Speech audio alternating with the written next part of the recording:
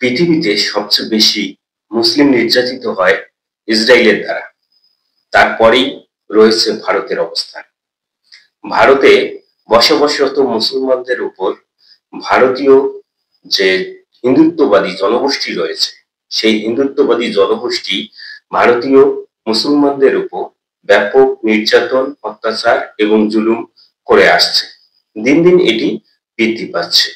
ভারত যদিও গণতান্ত্রিক এবং ধর্মনিরপেক্ষ রাষ্ট্র হিসেবে পরিচিত, কিন্তু ভারতীয় জনতা পার্টি ক্ষমতায় আসার পর থেকে ভারতের মুসলমানদের ওপর নির্যাতন, জুলুম এবং অত্যাচার বৃদ্ধি পেয়েছে এবং দিন দিন এর পরিমাণ আরো বেশি ভয়াবহ আকার ধারণ করতেছে।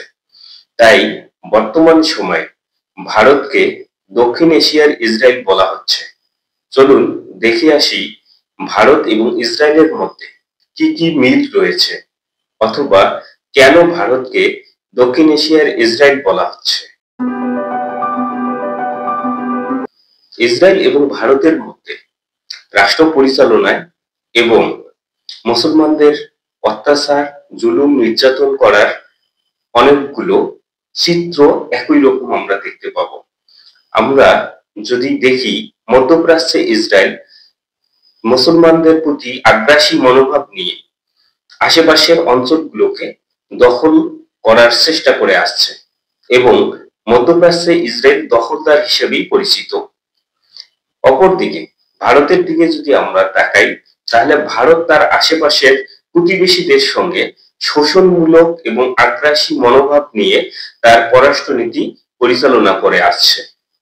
ইসরায়েল মধ্যপ্রাচ্যে মুসলমানদের জমি দখল, হত্যা এবং নির্যাতন করে মুসলমানদের মধ্যপ্রাচ্য থেকে বিতাড়িত করার সর্বোচ্চ চেষ্টা করতেছে।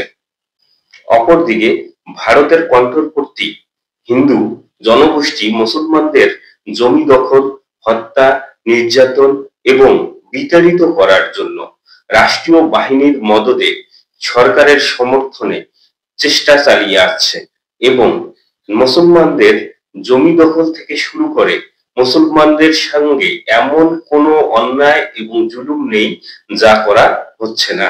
মুসলমানদের ভারত থেকে বিতাড়িত করাই হিন্দু যে কণ্ঠবর্তী শাসক গোষ্ঠী এবং জনগোষ্ঠী রয়েছে তাদের প্রধান লক্ষ্য হয়ে দাঁড়িয়েছে।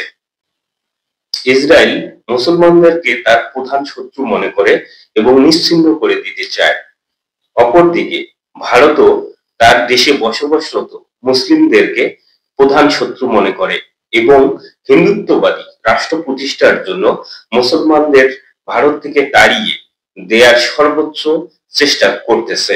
বিভিন্ন ফন্দি ফিকির করার মধ্য দিয়ে সরকার এবং শাসক গোষ্ঠী সঙ্গে হিন্দুত্ববাদী কণ্ঠপন্থী জনগোষ্ঠী ভারতের মুসলমান নিধন করার জন্য তাদেরকে বিতাড়িত করার চেষ্টা চালাচ্ছে এবং এই চেষ্টা দিন দিন বৃদ্ধি পাচ্ছে। ফলে ভারতের মুসলমানরা তাদের নিজেদের দেশে নির্যাতিত, অত্যাচারিত ও জুলুমের শিকার হচ্ছে।